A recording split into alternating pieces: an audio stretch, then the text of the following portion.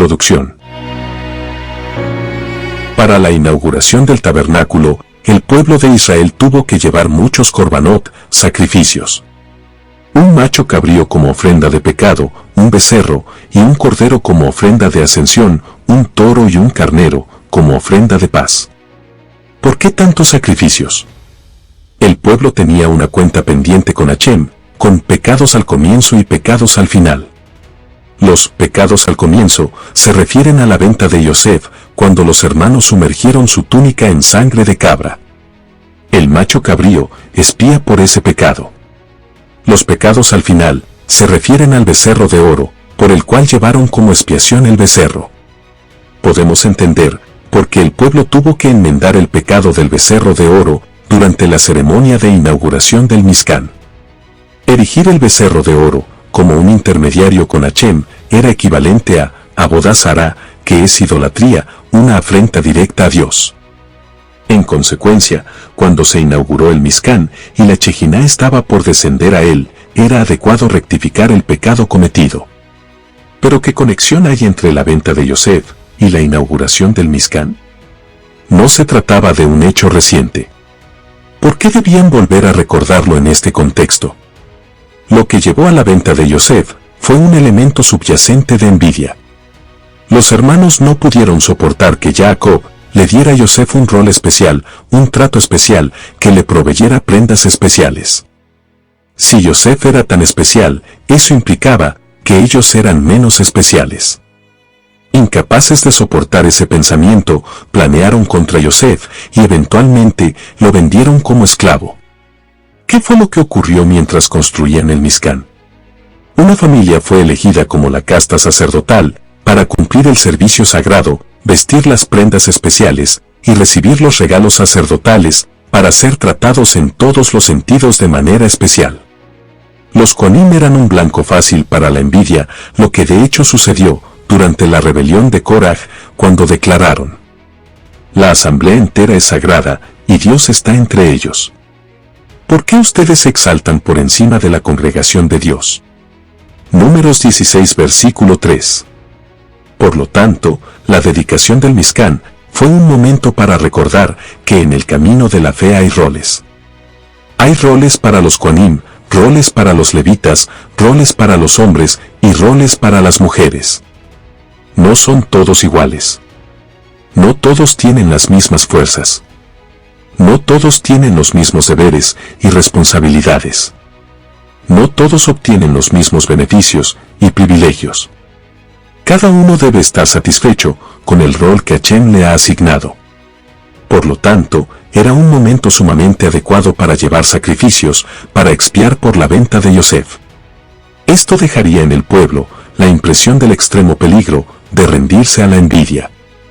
Eso había llevado a un desastre en el pasado y podía llevar a un desastre en el futuro, a menos que se lo extirpara de raíz. Después de que Moshe le diera a Aarón todas las instrucciones detalladas respecto a sus obligaciones en la inauguración del Mishkan, le dijo: acércate al altar. ¿Qué ocurrió? ¿Por qué necesitaba que lo alentara a hacerlo? ¿Por qué Moshe tuvo que obligarlo para que se acercara? Aarón de repente vio el altar en la forma de un buey y retrocedió. La forma del buey le recordó a Aarón el pecado del becerro de oro, en el cual jugó un papel protagónico. En su rectitud, Aarón no se consideró digno de acercarse al altar. Él pensó: ¿cómo puedo acercarme al altar? Yo también participé en el pecado del becerro de oro. Moshe le dijo: hermano mío, de eso temes, de todas las personas, tú no tienes que temer lo que representa el buey. Por eso Moshe le dijo a Aarón: acércate al altar. Pero, ¿por qué Aarón no tenía nada que temer de la imagen del buey? ¿Cuál fue el error de su razonamiento? Incluso si no era completamente culpable, por cierto, había motivos para preocuparse. ¿A qué se refirió Moshe al decirle: de todas las personas, tú no tienes que temer el recuerdo del becerro de oro? ¿Por qué Aarón participó en la construcción del becerro de oro? ¿Por qué no se mantuvo firme? ¿Por qué no les dijo: no lo voy a permitir? Aarón tuvo en mente lo que era mejor para el pueblo. Aarón Aarón razonó: si los dejo construir el becerro, el pecado estará para siempre sobre sus cabezas. Es mejor que lo construya yo. Es mejor que sea culpado yo, y no el pueblo. Mejor que yo cargue con el pecado. Hashem le dijo a Aarón: tu amor por el pueblo fue tal, que estuviste dispuesto a sacrificar tu rectitud para salvarlos. Por eso serás ungido gran sacerdote.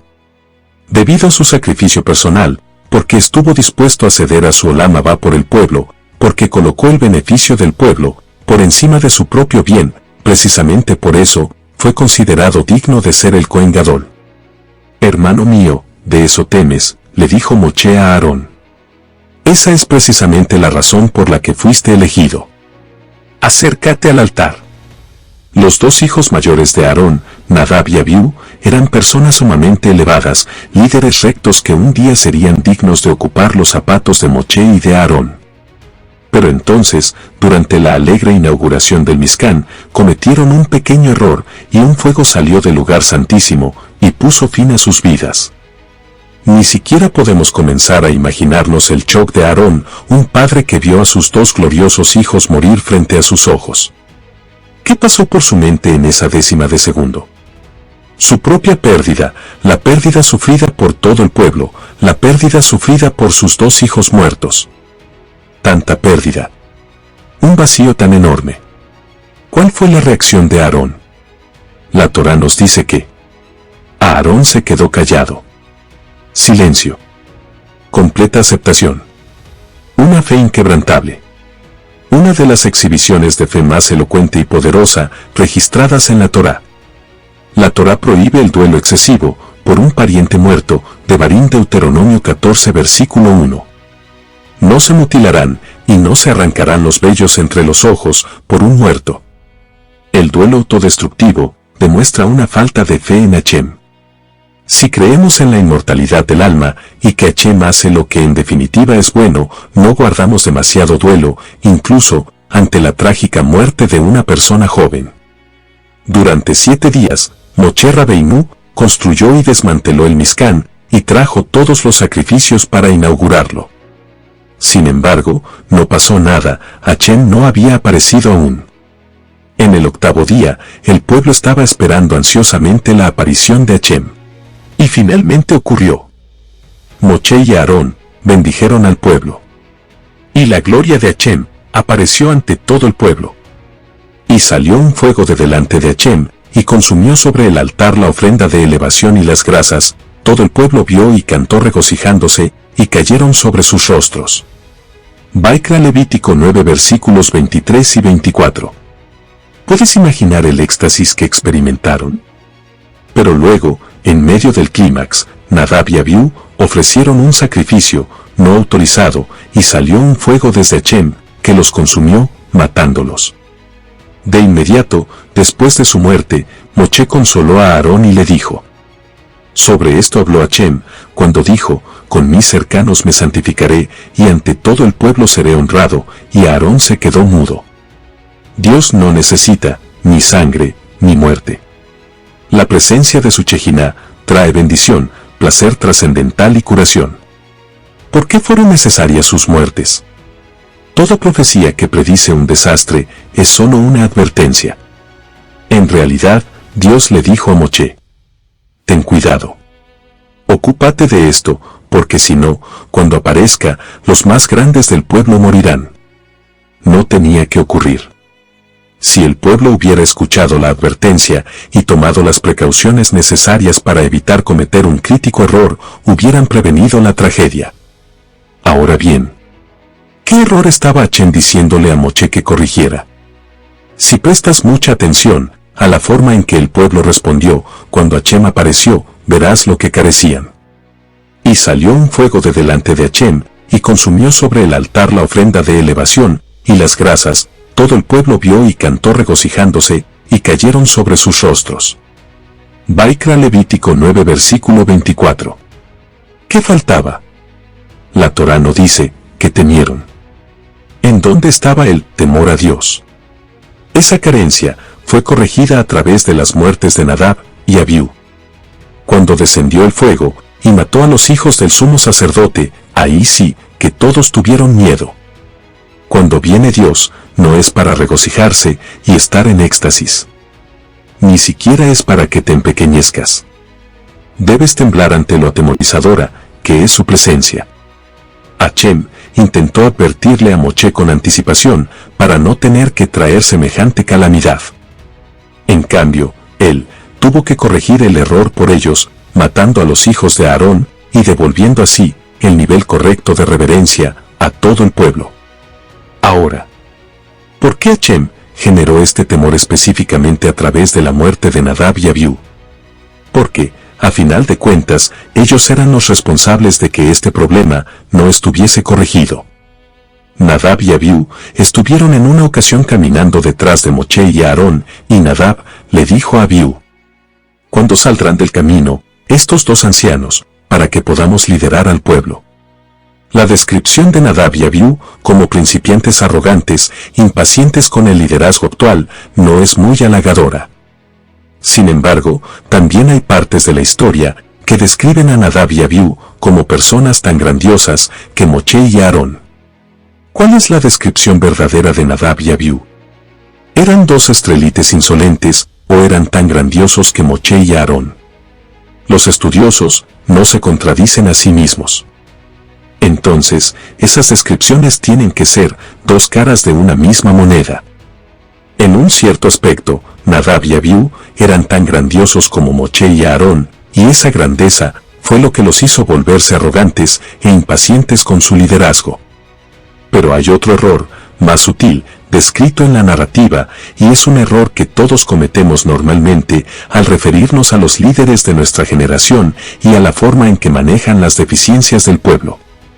Nadab y Abiú creyeron que uno solo es responsable de abordar los problemas del pueblo cuando le es asignada una posición de liderazgo.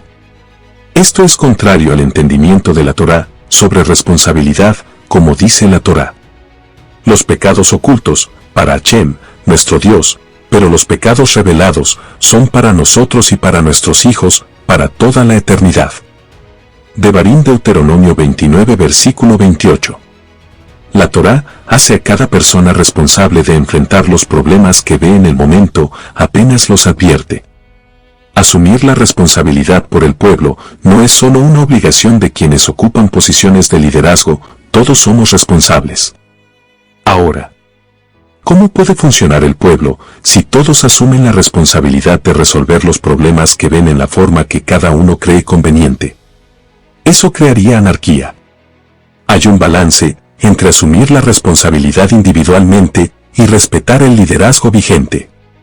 Todos nosotros, más allá de nuestra posición o estatura, somos igualmente responsables de solucionar los problemas que vemos. En lo referente a responsabilidad, no hay jerarquía. Sin embargo, al momento de implementar soluciones, debemos trabajar bajo la guía de liderazgo existente para asegurar que nuestra propuesta sea buena y que nuestra resolución de problemas sea conducida apropiadamente. Nadab y Abiú percibieron una falta de temor a Dios en el pueblo. Esa fue parte de su grandeza, pero por cuanto que no trataron de resolver el problema del pueblo en vida, Hachem hizo que su muerte fuera el medio para resolverlo. Este es un aspecto del principio de la muerte de los justos, espía. Nadab y Abiú creyeron equivocadamente que para implementar una solución al problema que vieron, debían esperar hasta ser designados líderes. En cambio, deberían haber acudido Moshe y Aarón, explicado el problema que veían y presentar posibles soluciones. Después de recibir el apoyo de Moshe y Aarón, deberían haber implementado su estrategia. Esa es la forma constructiva de resolver problemas. Nosotros a menudo cometemos el mismo error de Nadab y Abiú. Vemos los problemas del pueblo, pero en lugar de asumir la responsabilidad por ellos, nos decimos que resolverlos es responsabilidad de nuestros líderes. Luego, cuando nuestros líderes están completamente abrumados por los problemas, los criticamos por no actuar de manera más audaz y agresiva, nos frustramos y hasta sentimos resentimiento por la falta de progreso en esas áreas cruciales. La respuesta correcta a nuestra preocupación es desarrollar una estrategia y discutirla con nuestros líderes para luego implementarla con su apoyo y guía.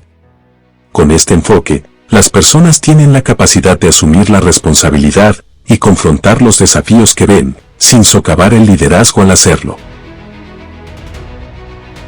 Shalom. Resumen.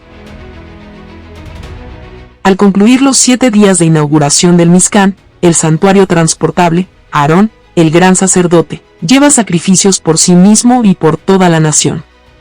Nadab y Abiú, los hijos de Aarón, llevan una ofrenda de incienso por propia iniciativa, y los consuma un fuego celestial. Quizás fue la única vez en que alguien hizo algo errado, y de inmediato le cayó un rayo. Se les ordena a los Kohanim no efectuar el servicio divino al estar intoxicados. Se completa el servicio inaugural.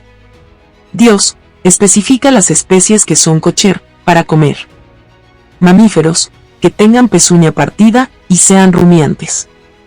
Peces con aletas y escamas. Aves, ciertas aves, no de rapiña, y ciertas especies de langostas. La porción concluye con las leyes de profanación espiritual al tener contacto con los cadáveres de ciertos animales.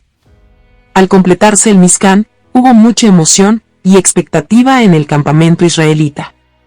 El día en que el Mishkan comenzaría a operar, Moshe le aseguró a Aarón que se revelaría la gloria de Dios. Hoy Hashem se manifestará a ustedes, la gloria de Dios se manifestará a ustedes. Vaikra Levítico 9 versículos 4 y 6. La señal sería inequívoca, y confirmaría que fueron perdonados por el pecado del becerro de oro, y que la relación con Dios había sido reparada. Pero primero, los preliminares. Se le ordenó a Aarón llevar un becerro como una ofrenda de pecado. Podemos suponer que el simbolismo de esta ofrenda era claro para todos los miembros de la nación. El mismo símbolo de su pecado ahora sería usado para acercarse a Dios. Asimismo, se le ordena al pueblo llevar una ofrenda diferente, para expiar por un pecado previo, para cerrar una vieja cuenta pendiente, por así decirlo. La venta de Yosef. El pueblo tiene que llevar una cabra, porque los hermanos de Yosef sumergieron la túnica de Yosef en sangre de cabra, y con eso engañaron a su padre Jacob, al permitir que entendiera que su amado hijo había muerto. La venta de Yosef y el becerro de oro fueron los principales pecados colectivos del pueblo, 2 manchas enormes, en el tejido de nuestro pueblo, y en el pacto entre Dios e Israel. En ese día tan especial, el día de la inauguración del Mishkan, se le prometió al pueblo una oportunidad para expurgar esas manchas horribles. Hubo esperanza de que al final del día, todo estaría corregido, que todas las heridas causadas por el pecado se curarían. Pero trágicamente, eso no fue lo que ocurrió. En el transcurso del día, pese a la gran promesa de ese momento único, se sumó más pena y desilusión al sentimiento de culpa. El día comenzó bien. Llevaron al altar las ofrendas ordenadas por Dios. Con gran precisión, Aarón, ayudado por sus hijos, realizó las tareas que Dios había ordenado. En Levítico capítulo 9, entonces Aarón bendijo al pueblo. Aarón elevó sus manos hacia el pueblo y lo bendijo. Luego descendió desde el altar, donde había preparado la ofrenda de pecado, la ofrenda de ascensión y la ofrenda de paz. Vaikra, Levítico 9 versículo 22. Como lectores, podríamos pensar que todo estaba bien, que todo estaba en orden. Pero faltaba algo. Moshe les había asegurado que Dios respondería a esas ofrendas, al servicio como un todo, revelando su gloria. La nación esperaba con gran ansiedad alguna clase de revelación, alguna señal inequívoca de que había sido perdonada. Pero solo hubo silencio. Moshe, consciente del extraño silencio, de la falta de respuesta, actuó. Moshe y Aarón entraron a la tienda de la cita, luego salieron y bendijeron al pueblo. La gloria de Dios se manifestó a todo el pueblo. Un fuego surgió de delante de Dios y consumió sobre el altar la ofrenda de ascensión y los cebos, y todo el pueblo lo vio, y entonaron alabanzas, y cayeron sobre sus rostros. Vaikra, Levítico 9 versículos 23 y 24. El servicio realizado por Aarón y sus hijos no logró generar la respuesta anticipada, la señal inequívoca de la proximidad e intimidad con Dios, de la que había hablado Moche, solo tuvo lugar cuando Moche se les unió. Aparentemente, el pueblo no se dio cuenta. Cuando descendió el fuego del cielo y consumió a las ofrendas que yacían en el altar, el pueblo estalló en un canto espontáneo. Ellos creyeron que su mundo se había corregido. Eran conscientes de haber sido testigos de un milagro, de haber dado vuelta a la página, y creyeron que los pecados que los habían perseguido pasaron a formar parte del pasado. Pero dos de los hijos de Aarón, Nadab y Abiú, no compartieron la alegría del pueblo.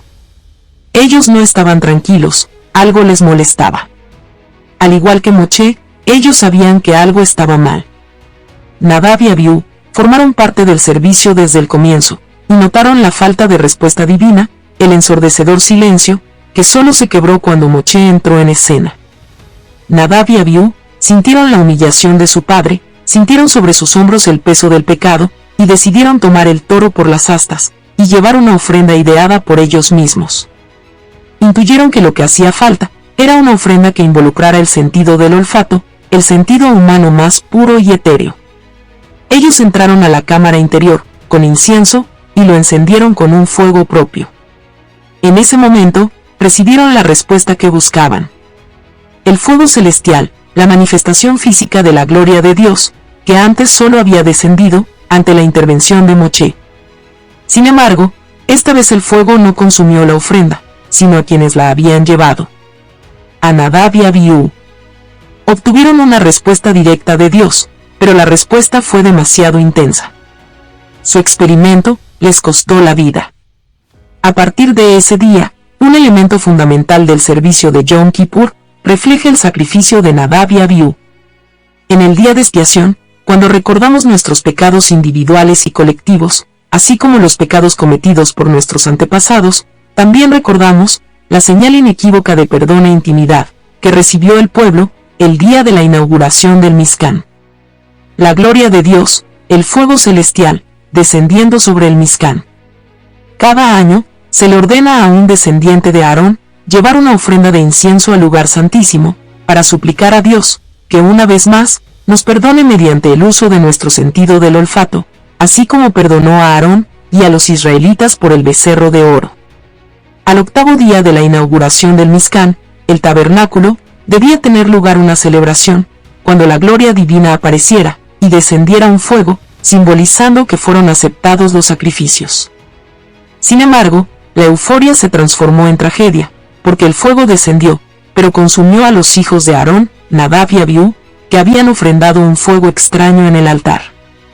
Aarón se mantuvo en silencio. La ceremonia debía proseguir, tal como estaba planeada. Las regulaciones habituales de duelo se suspendieron. Moche le informó a Aarón que él y sus otros hijos tenían que comer de las ofrendas de harina y de paz tal como estaba previsto, pero no mencionó nada específico respecto a la ofrenda de pecado. Al descubrir que quemaron todo el animal y no lo comieron, Moche expresó su enojo. Aarón defendió la decisión, argumentando que tras todo lo que habían experimentado ese día, Dios no hubiera deseado que ellos comieran de ese sacrificio. A Moche le agradó el argumento de Aarón. Los sabios explican que Moche conocía la ley respecto a que ellos no debían comer de la ofrenda de pecado, pero lo había olvidado. Esta es una de las 3 veces en las que Moche se enojó y, en consecuencia, olvidó una ley. Un Midrash registra una disputa fascinante entre 2 sabios respecto a la secuencia del problema. ¿Fue el enojo de Moche lo que provocó que se equivocara, o fue su error el que provocó que se enojara? Hananía ben Yehuda argumenta que el enojo de Moche llevó a su error. Sin embargo, Rabí Yehuda cuestiona este análisis, porque si no fuera por su error, él nunca se hubiera enojado. El error llevó al enojo y no a la inversa. No queda claro cuál de los sabios tiene la razón respecto a Moche. Sin embargo, para el mensaje psicológico, no precisamos elegir un ganador. Ambas cosas son ciertas. El enojo provoca errores, y a la vez, su raíz son los errores. El hecho de que el enojo provoca errores es bastante obvio. Cuando nos enojamos, tendemos a hablar o a actuar de formas que más tarde lamentamos. Los errores provocados por el enojo destruyen carreras, dañan las relaciones y devastan familias. Quizás menos aparente, pero más importante, es que el enojo también tiene sus raíces en los errores. Algunos argumentan que no pueden controlar la forma en que sienten. Las emociones simplemente tienen lugar sin ningún control consciente. Pero cada vez hay más evidencia que indica lo contrario. Nuestros pensamientos, creencias, expectativas, percepciones y actitudes impactan la forma en que sentimos. Un principio básico de la teoría cognitiva, conductual, es que al trabajar para identificar, desafiar y cambiar nuestros procesos de pensamiento, podemos cambiar nuestras experiencias emocionales para que sean más sanas. Los pensamientos que llevan a una ira insalubre casi siempre están errados. Son aquello a lo que nos referimos, como distorsiones cognitivas o creencias irracionales. Si bien debemos ser cuidadosos al criticar a Moche, por lo menos podemos tratar de vislumbrar una lección para nuestro propio crecimiento. En el caso de Moche, pareciera que su error fue que no recordó todos los hechos del caso y saltó a la conclusión de que los otros estaban equivocados. Somos proclives a saltar a conclusiones, a hacer juicios antes de tener todos los datos necesarios. Les gritamos a nuestros hijos, hermanos, padres, amigos, compañeros de trabajo o empleados, antes de aclarar toda la historia. Si es así, vale la pena trabajar en entrenar a nuestro cerebro para que se detenga, examine la situación desde todos los puntos de vista y formule a los demás preguntas que permitan aclarar lo ocurrido. Al cambiar nuestros pensamientos erróneos, podemos cambiar nuestras emociones y ayudar a evitar las consecuencias que las emociones insalubres tienen sobre nuestras relaciones. Shabbat Shalom.